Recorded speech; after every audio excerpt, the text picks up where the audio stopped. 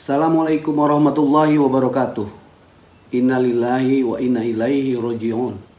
Saya Muhammad Salaidit mengucapkan turut duka cita mendalam atas berpulangnya ibunda Pak Jokowi pada hari Rabu tanggal 25 Maret 2020 lalu. Almarhumah Ibu Haja Sujiatmi Notomiharjo adalah seorang ibu yang hebat karena melahirkan anak yang hebat. Seorang ibulah yang menjadikan anak-anaknya memiliki karakter kuat dan berkepribadian teguh. Kedekatan dengan sang ibu yang bagi Presiden Jokowi adalah segalanya. Tentu ini menjadi pukulan yang berat. Tahun ini adalah tahun duka cita baginya. Tapi saya percaya Pak Jokowi adalah pribadi yang tangguh. Saya tetap yakin dengan dukungan solidaritas masyarakat selama ini, apapun problem bangsa akan dapat kita lalui bersama. Seperti yang pernah beliau katakan, kita ini adalah bangsa besar. Kita ini adalah bangsa petarung. Hanya sayangnya, dalam situasi seperti ini, masyarakat kita masih ada yang kehilangan empati. Mereka terus mencela di tengah kabar duka. Lihatlah beberapa tanggapan negatif muncul ketika ibunda pemimpin tertinggi negara meninggal. Orang-orang itu seperti kehilangan rasa kemanusiaannya. Sebut saja misalnya ada akun Twitter atas nama Ruli Mania. Saat itu menyebut ibu yang mana? Ibu yang benaran atau yang KW? Atau misalnya akun Facebook Jensen Satria yang sampai hati menulis, "Selamat ya atas matinya Mak Jokowi. Kami rakyat terutama umat Islam sangat bahagia dan bersukaria. Semoga anak dan Jokowi cepat nyusul ke neraka. Amin." Yang gak sukaria itu hanya Cina komunis dan kafir PKI. Begitu juga dengan tangkapan gambar di sebuah grup WhatsApp yang diduga nomor milik Ibu Betty. Dia menulis, perempuan ini akhirnya mati juga. Bagi saya, kalau ada orang yang mengaku beragama, ngaku Islam, tapi dia menyebarkan fitnah dan kebencian, berarti mereka syahadatnya bohongan. Mereka tidak masuk dalam Islam yang sebenar-benarnya.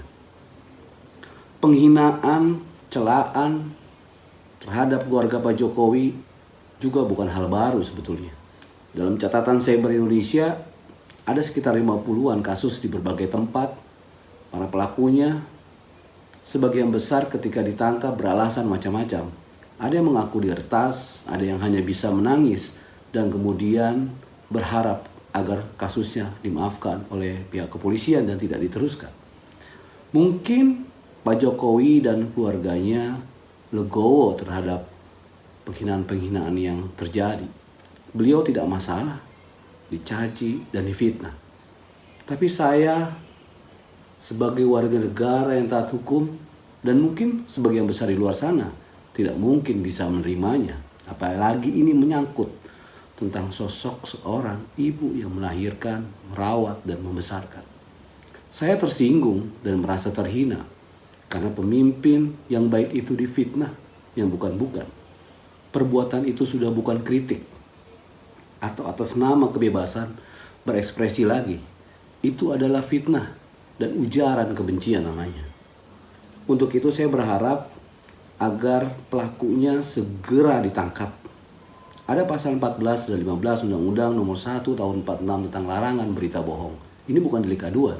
Polisi bisa saja langsung menangkap tanpa perlu saya melaporkan misalnya. Atau ada Undang-Undang Nomor 40 Tahun 2008 tentang penghapusan diskriminasi ras dan etnis dengan menuduh PKI terhadap seseorang tanpa bukti. Atau pasal 207 tentang penghinaan terhadap kepala negara dan pasal 27 ayat 3 Undang-Undang ITE soal fitnah dan pencemaran nama baik. Namun meskipun itu bukan delik aduan, saya telah mengambil inisiatif beberapa hari lalu untuk membuat laporan kepada pihak kepolisian. Untuk itu baru saja saya membuat laporan pengaduan pada polisi dengan nomor LP-2020-3 Romawi _yang 2.5/2020 SPKT PMJ tertanggal 27 Maret 2020. Jadi mulai sekarang ayo kita lihat diri kita masing-masing. Ada tidak sesuatu atau seseorang yang kita pelihara dalam pikiran kita, dalam batin kita, untuk kita kutuk terus-menerus dalam hidupnya, atau kita harapkan kehancuran. Itulah yang dinamakan dengan kebencian. Jangan salah, memelihara sesuatu itu ada ongkosnya.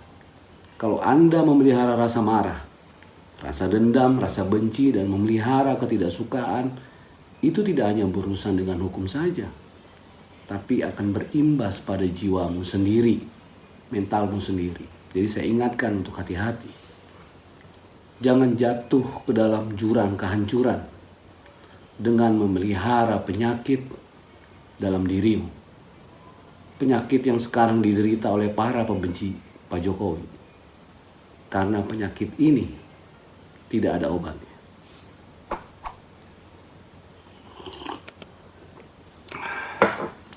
Salam jejak digital. Kita lawan berita bohong dan kebencian yang merusak kedamaian kita. Saring sebelum sharing. Dan jangan pernah lelah melawat Indonesia. Ingat, di penjara itu tidak enak. Wassalamualaikum warahmatullahi wabarakatuh.